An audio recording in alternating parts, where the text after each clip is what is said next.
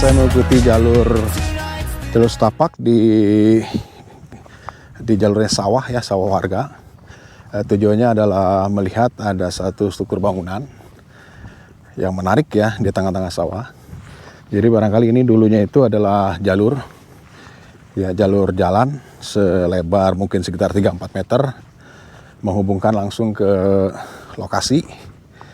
Dan kemudian saat ini sudah tidak nampak lagi karena sebagian besar sudah berubah menjadi sawah. Nah ini saya berada di pintu masuk, jadi ini kelihatan ada sebuah celah, kemudian ini arah ke depan ada lubang.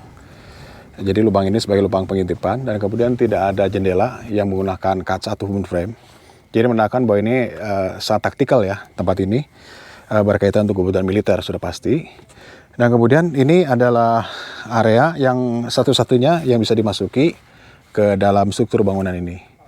Nah kemudian di ukuran ini cukup tebal. Jadi ini menggunakan batako, ya ada bangunan semen. Jadi barangkali ini lebih modern lah. Jadi belum bisa dipastikan apakah ini memang dibangun pada saat kolonial Belanda ataupun setelah pasca kemerdekaan. Tapi kalau dikaitkan dengan sejarahnya itu sendiri, bahwa si benteng ini sendiri ya pasti ada kaitan dengan rencana Belanda dalam sistem pertahanan. Karena untuk wilayah Rancaikek ini belum ada bunker ataupun ada sistem yang bisa digunakan untuk kebutuhan militer. Dan kemudian kalau ditarik dari lokasi ini ke arah utara, mendekati jalan raya Rancaikek dan Cicalengka, itu ditemui ada dulu digunakan sebagai lapangan terbang di tahun 1917, kemudian tidak lagi digunakan karena mengingat lokasi itu sering terjadi banjir.